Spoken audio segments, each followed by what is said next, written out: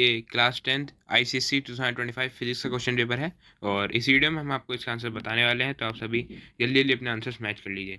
Section A देखिए, पहला सवाल, a body is acted upon by two equal and opposite forces that are not along the same straight line the body will. तो इसका correct answer option B, have only rotational motion. Second question, which among the following is a vector quantity. तो इसका correct answer option D, movement of people.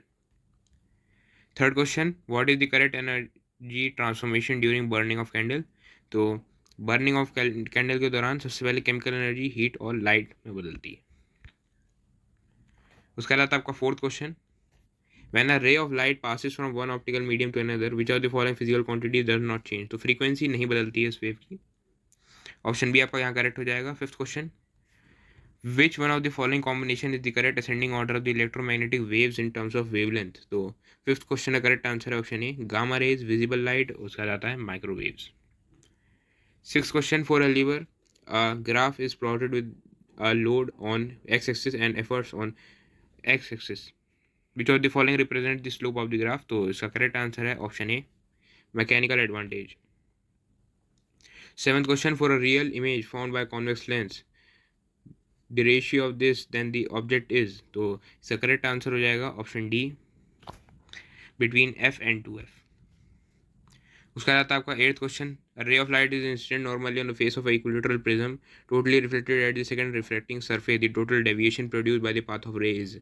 तो eighth question का correct answer है option C, 90 degrees.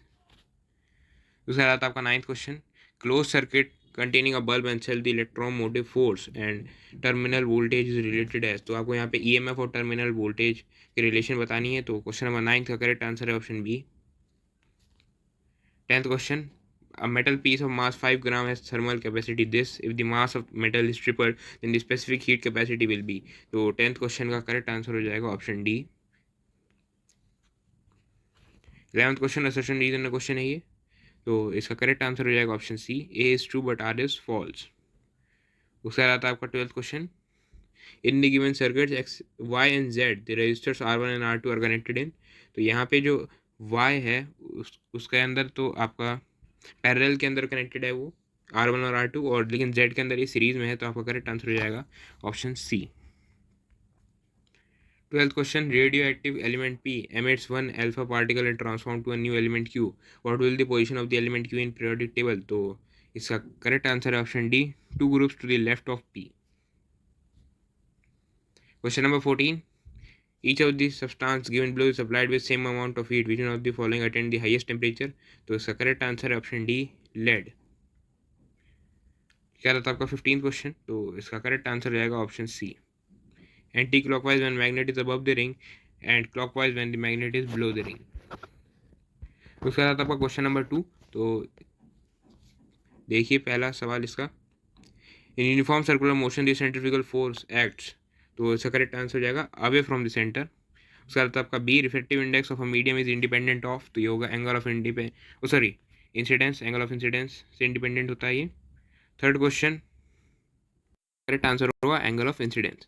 Third C देखिए, second का third part, heat absorb during change of phase depends on. तो इसका सही जवाब है स्पेसिफिक लेटेंट हीट।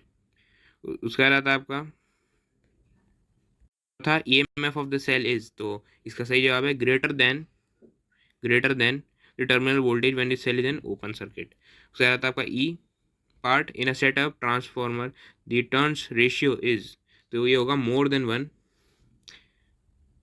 उसका रहता है आपका last, nuclear radiation with lowest ionising power is. तो ये होगी आपकी गामा रेडिएशन।